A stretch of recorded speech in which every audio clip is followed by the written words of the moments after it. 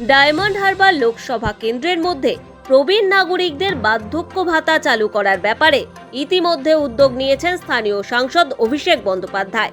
সূত্রের খবর, রবিবার পৈলানের ওই সভায় আনুষ্ঠানিকভাবে কিছু প্রবীণ নাগরিকদের হাতে বার্ধক্য ভাতার চেক তুলে দেবেন অভিষেক।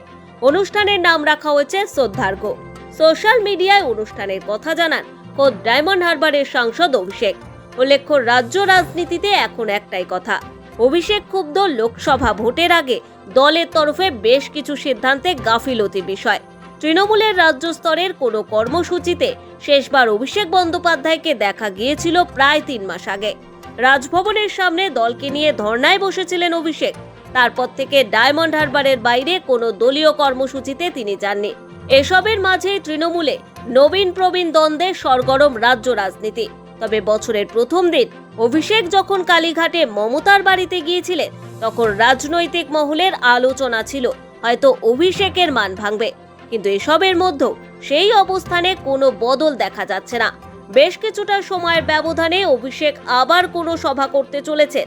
রবিবার বিকেলে সেই সভা হবে পৈলানে, অর্থাৎ ডায়মন্ড হারবারের মধ্যেই, তার বাইরে নয়। উল্লেখ্য, অভিষেক বন্দ্যোপাধ্যায়ের টিমের আগে হিসেব ছিল মোটামুটিভাবে 70,000 প্রবীণ নাগরিকের বার্ধক্য পেনশন দিতে হবে।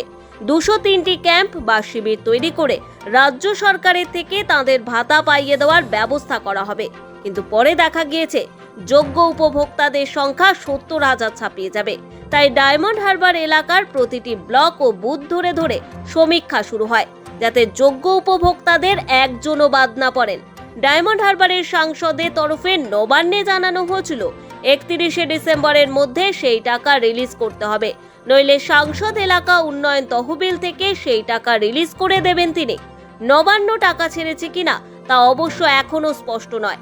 তবে রবিবার পৈলানের অনুষ্ঠান আয়োজনের মধ্যে দিয়ে একটি বার্তা পরিষ্কার, তা হলো পেনশনের অর্থে সংস্থান হয়ে গিয়েছে, এবার তা উপভোক্তাদের দেওয়া হবে।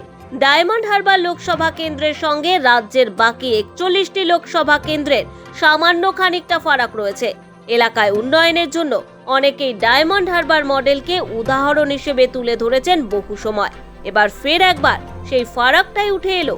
ব্যুরো রিপোর্ট, সময়, কলকাতা।